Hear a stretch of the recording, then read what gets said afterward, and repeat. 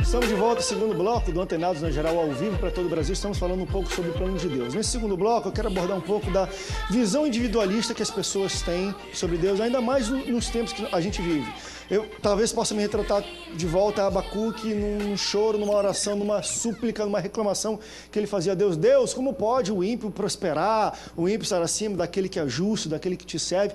E de vez em quando, até hoje, a gente entende que o plano de Deus não é o plano de Deus, é o meu plano de Deus. As pessoas querem fazer o plano de Deus algo delas. E a gente, de fato, é muito difícil a gente poder entender, e ainda bem que a gente não vê o futuro, porque às vezes Deus, eu não vou dizer que ele prejudica uma pessoa, mas ele permite que uma pessoa se prejudique para abençoar um coletivo, no qual essa pessoa futuramente será, os filhos dele serão abençoados. Talvez ele nem pode ser abençoado, eu não sei, porque os planos de Deus são maiores do que os nossos. Mas como é que vocês entendem as pessoas pensarem na questão do plano de Deus, delas não é algo individual, é algo coletivo, e às vezes tem que sim, alguém vai se, vamos dizer assim, ferrar para um bem comum, um bem de todos, que às vezes essa pessoa que se ferrou nem vai, enfim, aproveitar-se disso. É difícil a gente entender que Deus faz coisas assim, mas biblicamente eu vejo algo desse tipo. Ele nos trata como indivíduos que somos. Nós somos, não adianta, o meu irmão foi abençoado, ele passou num concurso, os planos de Deus na minha vida, pode ser que eu não passe num concurso, eu tenho que entender isso. É uma grande questão que eu queria salientar aqui, André. No último sábado eu tive uma comemoração dos 100 anos do Seminário Congregacional do Rio de Janeiro, e uma das palavras lá foi o seguinte, falando sobre plano, sobre conhecimento. Às vezes a gente faz a nossa agenda, né? Começo do ano, né? Vou fazer a minha agenda. E aí, quem estava falando lá, agora não lembro, acho que foi a professora Alina, ela disse o seguinte, nós temos que apresentar a nossa agenda a Deus, permitir que Deus faça a nossa agenda. Muitas das vezes a gente faz a nossa agenda e diz, está aqui, ó. Não, você tem que permitir que os planos dele estejam acima dos seus. Às vezes a gente sempre, planos, sonhos, às vezes a gente fala assim, os sonhos, desejar dia de aniversário é muito isso, que todos os teus sonhos se realizem. Isso é uma grande mentira.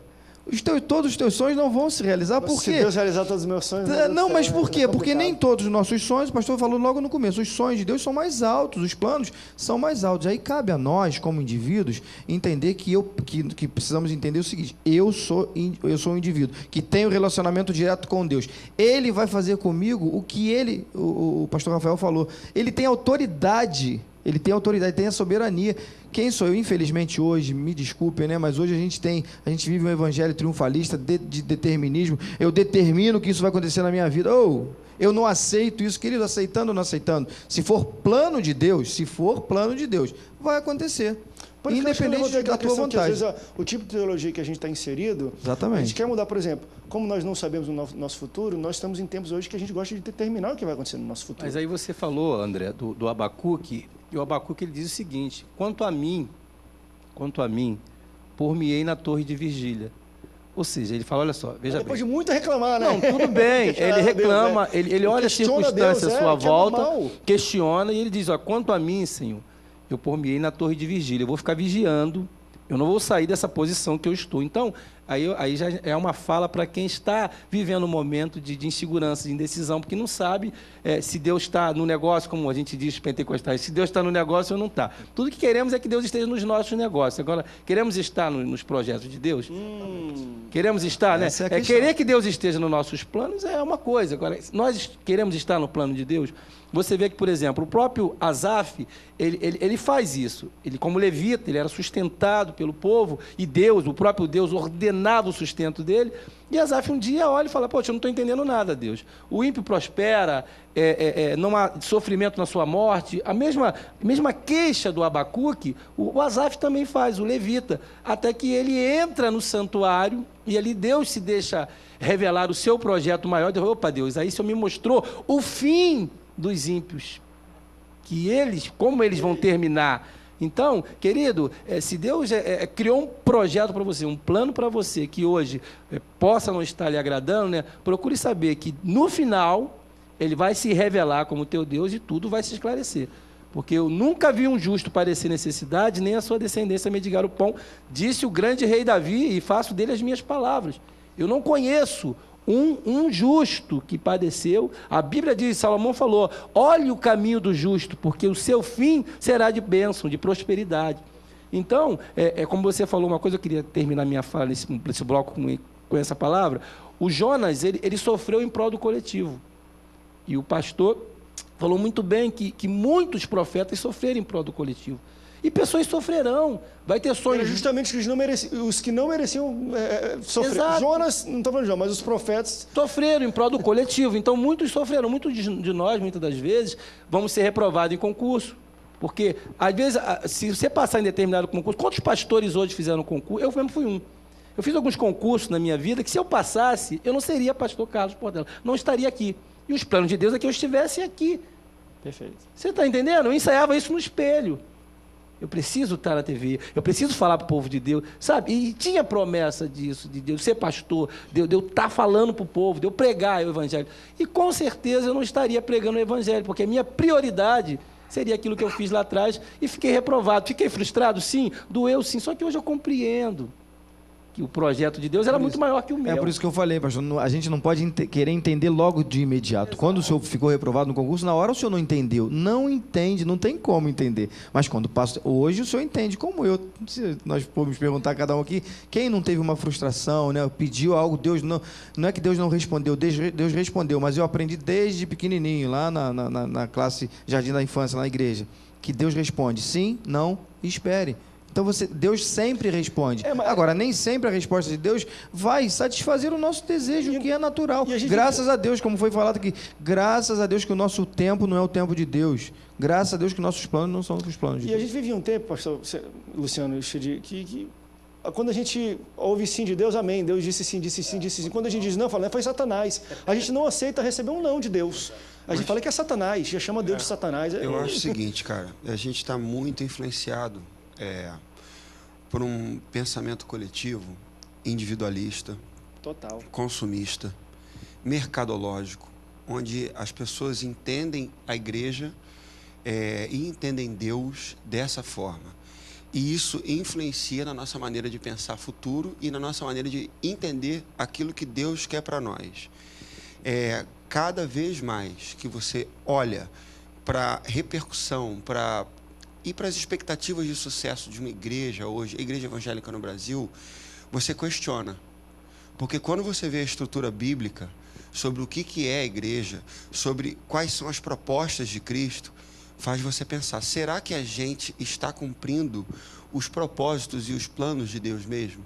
Mas quando você vê todas essas influências, fica difícil, porque a análise que o ser humano faz é a seguinte: o relacionamento que eu tenho com Deus é individual. Não é.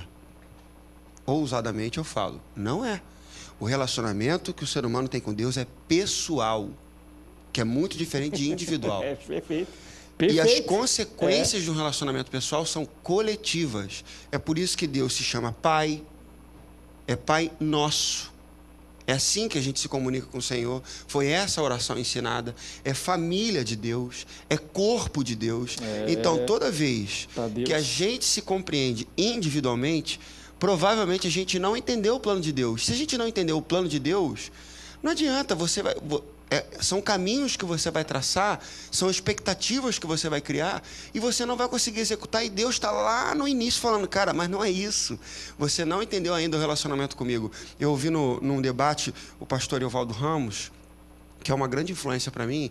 Ele disse o seguinte: hoje a gente vê a igreja evangélica, na sua maioria, com mulheres, negras e pobres, e a liderança das igrejas são homens, brancos e ricos.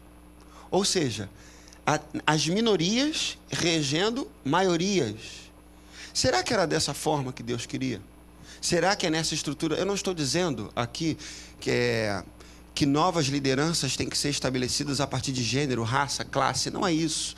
O que eu estou fazendo é um diagnóstico, um recorte sociológico para entender como muitas vezes a gente enxerga ou quer enxergar a vontade de Deus a partir dos nossos princípios e valores, aquilo que a gente acha ser o melhor, entendeu? E muitas vezes essa visão é individualista. Deus é pessoal, mano. Ele está contigo, está lá no teu sofrimento, chorando com você, mas tenha certeza que todas as consequências dele são coletivas, senão não é Deus.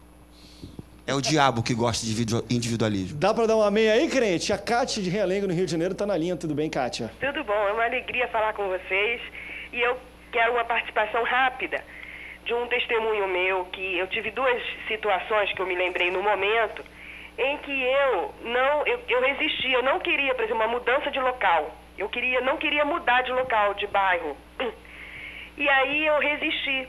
Só que eu fui, assim, submissa ao Senhor, né? Não fui teimosa. E fui para onde o Senhor estava indicando. E me surpreendi quão bom era. E uma outra situação também, por mudança de bairro e tudo mais, eu também tive uma mudança de igreja, de denominação. Eu não queria sair da minha denominação, né?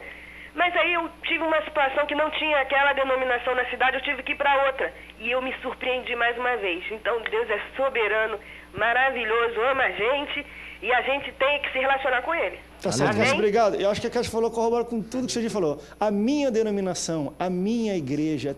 Então, de fato, quando você abre espaço para o corpo, a igreja, a família, a gente se surpreende como a Cássio se surpreendeu. Você sabe que... A minha igreja é boa, quando viu outra, André, a mesma coisa, até melhor, ou tudo é lindo. A gente está individualista. A própria santidade, eu compreendo, quando eu me santifico, quando eu me separo, eu compreendo que é o maior ato de amor a quem eu não conheço. Eu costumo dizer isso para Deus. Deus, eu me separar, eu me santificar, é o maior ato de amor por quem eu não conheço. Porque eu sei que esse estado que eu vou estar vai tornar-me apto a ser usado pelo Senhor para quem eu nem conheço. Mas, isso várias vezes acontece. Vamos para um rápido break, depois a gente volta. E eu acho que é isso mesmo. E eu vou além, dentro dos planos de Deus, e a Kátia falou alguma coisa que parece ser muito simples, mas que mudou, de fato, a visão dela sobre eu, nosso, Pai meu e Pai nosso. Mas, por exemplo, quer ver eu pegar um caso extremo? Jó teve que passar por tudo que ele passou para no final ele falar assim, agora eu vejo Deus, porque antes ele não via. Tinha que acontecer tudo aquilo. Se acontecesse só um probleminha aqui, outro ali, ele não veria Deus. Quando aconteceu tudo aquilo, ele falou assim, agora eu te vejo. Antes só te conhecia de ouvir falar. Então, às vezes, a gente passa por situações, porque eu, e no final a gente tem que entender que Deus tem um plano para tudo. Vamos para o rápido break, depois nós voltamos. Não sai daí, antenados. Volta já já.